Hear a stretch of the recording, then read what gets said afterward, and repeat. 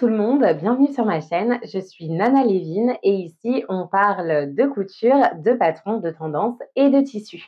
Alors aujourd'hui je vous amène avec moi pour un nouveau format, un projet qui me tient à cœur depuis un moment et je ne savais pas encore quelle réalisation j'allais vous montrer, mais je vous emmène avec moi dans la réalisation de la robe Emera de Méthode Mathilde. Alors qu'est-ce que c'est? C'est une robe dos nu avec un bustier cache-cœur un peu croisé en fait sur le devant et après qui est cintré à la taille et qui part en évasé. Alors c'est le genre de coupe qui va le mieux, je dirais, à ma morphologie. Ayant une taille très fine, j'aime bien du coup la marquer.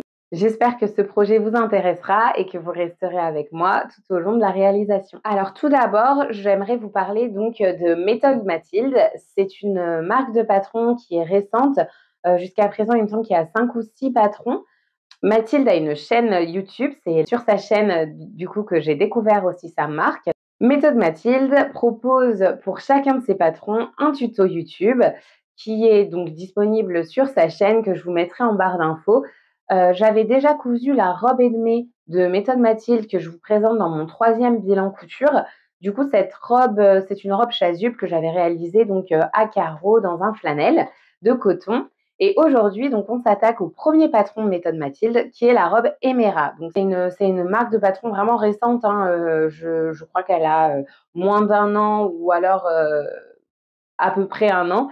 Et donc, j'aime beaucoup donc son univers de patron. C'est des patrons à la fois chic, mais qui peuvent aussi se porter un peu tous les jours. Vraiment, en fait, tout va dépendre du tissu vraiment qu'on va utiliser pour faire ces patrons. Le patron. Donc, Mathilde ne propose que des formats PDF pour ses patrons.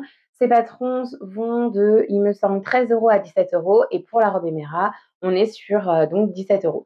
C'est des patrons pour un format PDF qui sont assez conséquents, mais vu le livret d'explication qui est vraiment très clair, la disponibilité de Mathilde et ses tutos très bien faits, je trouve que c'est pas très cher payé pour pouvoir avoir de très très jolies réalisations. De comment la vidéo va s'organiser. Donc là, je vais coller mon patron, enfin coller, coacher mon patron. Après, je vous présenterai le tissu que je vais utiliser pour ce projet. Et ensuite, on passera à la découpe du tissu et à la couture. Et voilà, donc le patron est coupé donc, sur, je dirais, 10 pièces à peu près du patron. Mathilde, elle propose pour ce patron donc 2 versions, une version A pour les poitrines petites à moyennes et la version B pour les poitrines moyen gros jusqu'à grosse poitrine. C'est un patron qui va de la taille 32 à la taille 48, il me semble. Et du coup, moi, j'ai imprimé la taille 38. Je vais faire la version A parce que j'ai un bonnet B, donc j'ai pas une poitrine non plus très conséquente. Donc voilà, donc je vous propose de vous montrer le tissu que j'ai choisi et après on passe à la découpe de celui-ci. Voici donc le tissu que j'ai choisi pour donc ce projet. J'espère que vous le voyez bien. Donc en fait, il s'agit d'une popeline de coton donc à fleurs avec des petits oiseaux dessus, des petits oiseaux bleus. Donc là, on est des petits oiseaux bleus. J'espère que vous le voyez bien. Donc c'est un tissu qui n'est pas transparent, mais qui est quand même blanc, enfin sur fond, je dirais gris blanc un peu. Je ne sais pas si vous le voyez, si vous voyez bien, mais il n'est pas complètement blanc. En fait, il est à peu près gris, ça fait un peu argenté. Et donc là, je vais être sur une réalisation, je dirais printemps-été, parce que en été, c'est vrai qu'on a rarement ce genre de fleurs, mais par contre, ce motif peut nous durer jusqu'à bien début printemps, jusqu'à la fin de l'été, bien évidemment. C'est une robe, je pense, qui peut se porter à peu près tous les jours ou aussi pour de grandes occasions. Je pense pour un mariage, enfin, on verra ce que le résultat final va donner. Donc, voici pour ce tissu. Donc, le tissu, je l'ai acheté chez Toretto Tessuti.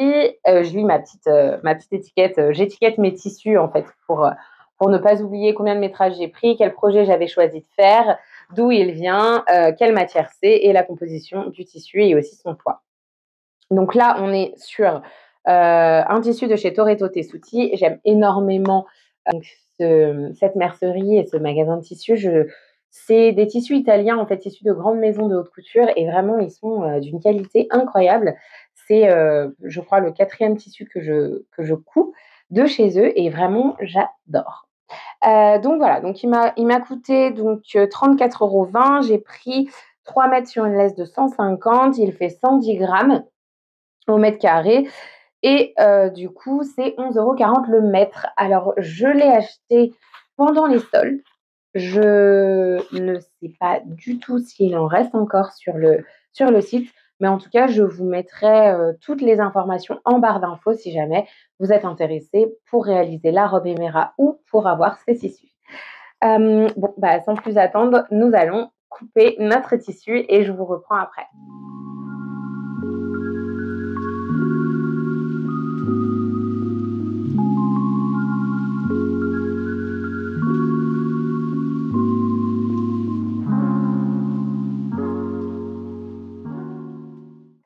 Donc, voilà la disposition du coup du patron sur mon tissu. Donc il y a une pièce, c'est le côté en fait, de la robe qui est à faire au pli 2 fois. Donc je vais la couper une première fois et après je vais la déplacer ici pour la couper une deuxième fois et après donc, il y a aussi une doublure à faire. Voilà, je vais couper les pièces.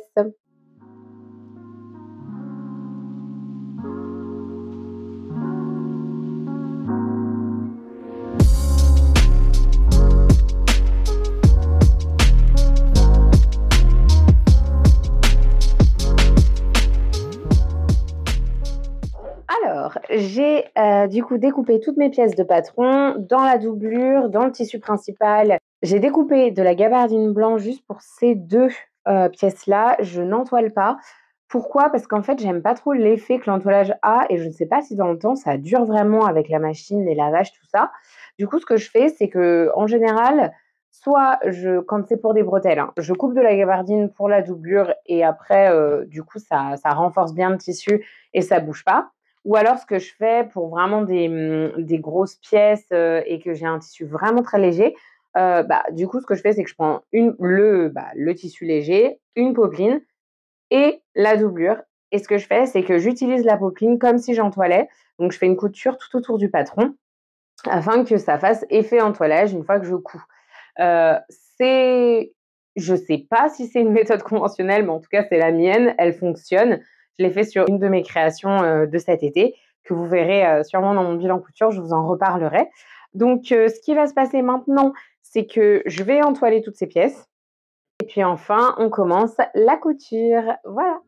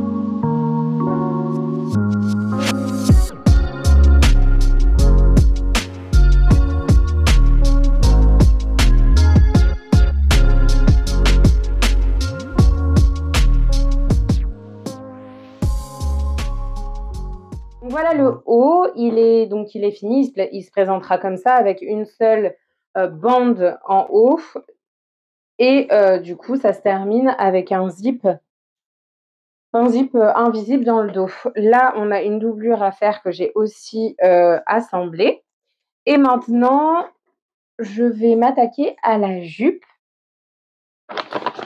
Hop. Donc en fait, Mathilde, elle propose de surjeter, les côtés de la jupe et d'après donc les assembler et ouvrir les coutures. C'est une finition que j'aime bien. Moi, personnellement, je préfère faire des coutures à l'anglaise, donc je vais faire des coutures à l'anglaise. Je ne vais pas surfiler le haut de la jupe pour le moment. Comme on a une doublure pour le haut, peut-être que Mathilde propose dans son tuto, une façon de, cacher, la couture du milieu, du coup, qui rassemble la jupe et le haut. Donc à voir. Par contre, j'aime énormément le rendu avec le tissu. Je pensais pas que ce serait aussi joli, mais je trouve que j'ai bien choisi. Vous me direz en commentaire ce que vous en pensez, mais, au départ, je me disais: «Oh, un truc, peut-être en toile de Jouy, ou alors, juste un tissu uni, ça peut être aussi très joli». Mais là, vraiment, je suis contente parce que l'imprimé, il est pas trop, trop présent non plus. Donc, on voit les détails, du haut et je trouve ça très joli. Vous me direz en commentaire ce que vous en pensez. Je suis assez curieuse de savoir et d'avoir votre avis. Mais, voilà et en fait, je me dis que, je vais peut-être réaliser le haut, mais juste le haut, pour, enfin dans d'autres tissus que j'ai parce qu'en fait, il prend pas énormément de à part pour la doublure, mais on peut doubler dans des chutes ou dans un autre tissu, mais il prend pas énormément de tissu et vraiment je le trouve joli à mettre comme ça, avec juste un zip dans le dos, ça peut être vraiment bien. Donc je sais pas, vous me direz, ce que vous en pensez dans les commentaires. Du coup, je vais m'attaquer à la jupe.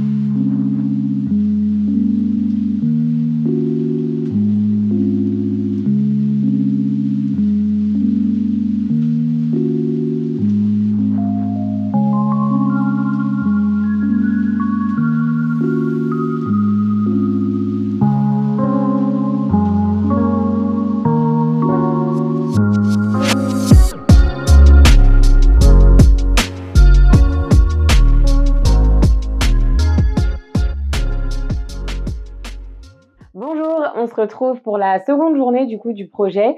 Donc hier, j'ai eu le temps de mettre la jupe, de faire les fronces et donc aujourd'hui, on va s'attaquer donc à la fin de la réalisation. Hier, j'ai oublié de vous dire, mais en fait, je vous ai pas expliqué, les coutures à l'anglaise. En fait, les coutures à l'anglaise, c'est une façon de coudre, pour avoir des finitions à l'intérieur qui soient parfaites sans être doublées. En gros, au lieu de prendre son tissu endroit contre endroit, on le prend envers contre envers. On coud une première fois. On coud normalement à 5 millimètres du bord du tissu ou alors on coud à 1 centimètre du bord du tissu, on coupe après à 5 millimètres, on retourne ensuite le tissu endroit contre endroit et là on refait une couture à 1 centimètre. Donc du coup, ça implique quand on fait des coutures à l'anglaise de prendre quand même une marge de couture qui est plus conséquente. Là, je me suis permis de le faire parce que Mathilde, dans son patron, elle a prévu pour la jupe une marge de couture de 1,5 et du coup, c'est pour ça que, je me suis permise de faire des coutures à l'anglaise. Sinon, il aurait fallu que je réfléchisse à la coupe de mon patron, à savoir si je fais, des coutures à l'anglaise, donc du coup, rajouter quand même, une marge de couture sur la jupe. Et puis c'est valable, d'ailleurs sur toutes les pièces que vous faites. Si jamais vous faites un haut et que vous le faites en couture à l'anglaise, il faudra rajouter des marges de couture dedans afin de pouvoir, du coup, pouvoir mettre le haut, à la fin, n'est-ce pas? C'est quand même beaucoup mieux. Voilà là-dessus. Pour faire des fronces, je vous ai montré au long de la vidéo comment je faisais moi pour faire des fronces. Plein de gens ont plein de techniques différentes. Pareil pour les coutures à l'anglaise, je suppose que tout le monde a des techniques différentes. Mais bon, moi je vous partage celle qui fonctionne pour moi. Je vous reprends après le reveal pour mes remarques sur le projet.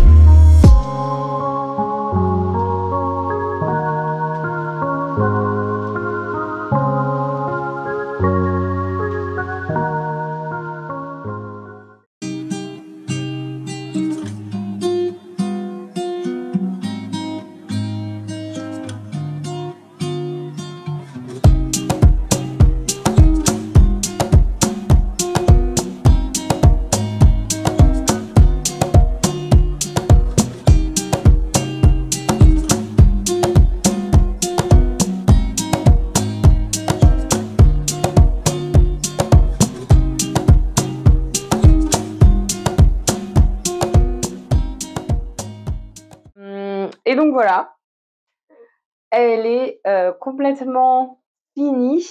J'adore. Je l'adore. Vraiment, je la trouve hyper jolie. J'ai choisi de la faire courte, comme vous avez pu voir dans le reveal. Franchement, enfin, j'adore comment ça fait. Normalement, en fait, la robe Emera, c'est une robe qui est plutôt longue midi. Et moi, j'ai préféré la faire plus courte parce que je suis petite. Et accessoirement, j'avais pas forcément envie d'une robe longue. J'ai pas mal de robes longues là à mon actif. Et du coup, je préférais faire une robe courte pour faire moins cérémonieux en fait.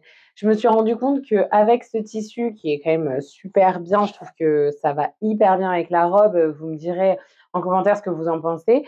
Mais, mais en fait, j'ai pensé que si elle était trop longue, ça ferait vraiment, en fait, ça ferait une robe que je pourrais mettre que pour des occasions spéciales, type, anniversaire, réunion de famille, mariage, et cetera, j'en passe. Alors que si elle est plus courte, c'est vrai que ça devient une robe qu'on peut, aisément mettre évidemment à des soirées, mais aussi, pour, la vie de tous les jours, ce que je trouve, vraiment pas mal. J'aime beaucoup le décolleté, comment il tombe, vraiment, c'est vraiment génial et en fait, je vous ai pas repris avant parce qu'au final, j'ai pas fait, énormément de modifications. En fait, la seule chose que j'ai fait, c'est au lieu de faire un rentré de couture de 5 millimètres comme Mathilde le dit dans son tuto, moi, j'ai fait 1 centimètre. En gros, ce que j'ai fait, c'est que j'ai, des 2 côtés, de la fermeture éclair, ce que j'ai fait, c'est que préalablement, j'ai plié mon tissu à 1 centimètre, j'ai cousu et après j'ai mis la fermeture éclair invisible, ce qui fait que, en fait, j'ai 2 centimètres qui ont disparu et ces 2 centimètres de chaque côté étaient, ce qui me manquait en gros pour que la robe, elle soit vraiment, parfaitement bien à ma taille.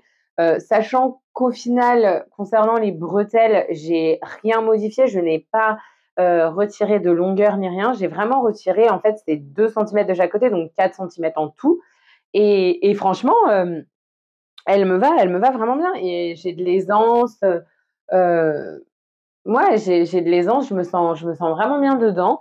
Après là, je la porte, sans soutien-gorge actuellement. Je suis pas très fan des soutiens-gorge, donc j'en mets peu. Mais par contre, elle est complètement portable avec un soutien-gorge, donc ça, c'est quand même, très bien.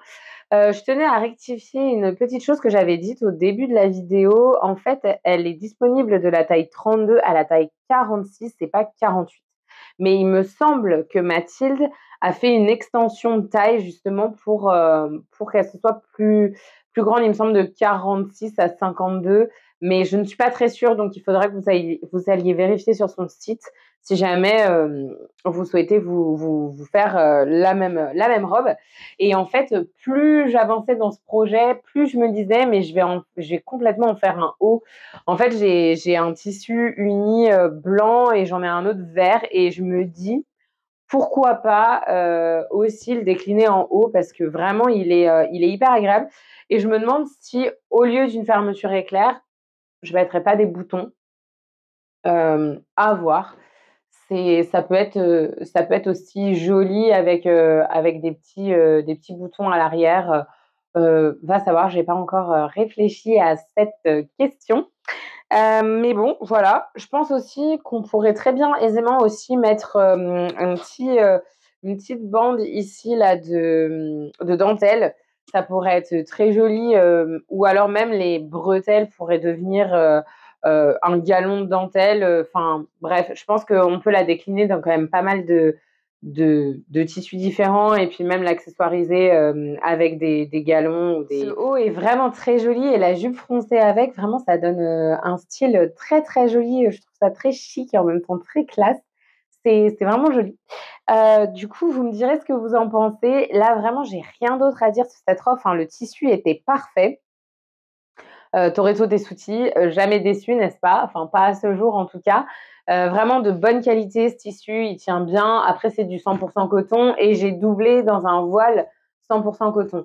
Donc là, vraiment, on peut pas être mieux dans cette robe que je ne le suis actuellement. Je pense qu'une version soie peut être pas mal aussi. Par contre, ça peut donner un aspect un peu plus chic pour le coup, la soie, mais ça peut être très agréable. Pourquoi pas aussi décliner un haut en soie, ça peut être, une bonne idée également. En tout cas, je vous remercie de m'avoir suivie, dans ce nouveau format. J'espère qu'il vous a plu. J'espère pouvoir le faire pour des projets qui me tiennent à cœur, comme la robe Emera que je voulais faire, vraiment depuis le début où j'avais vu la vidéo de Mathilde. Donc j'en suis, très, très contente et vraiment je ne regrette absolument pas l'expérience. N'hésitez pas à me dire en commentaire ce que vous en avez pensé et si vous souhaitez que je couse certains modèles que je vous avais présentés dans ma vidéo haul tissu, pareil de la même façon que celui-là. N'hésitez pas à me dire en commentaire ce que vous avez pensé du coup de la vidéo. Si jamais vous souhaitez aussi, que je couse des modèles dont je vous avais déjà parlé, n'hésitez pas à me le mettre en commentaire aussi et on se revoit la prochaine fois pour, je pense, un bilan couture juillet-août. J'ai hâte de vous montrer toutes mes cousettes. Et en attendant, je vous souhaite un bel été et une très très bonne journée ou soirée.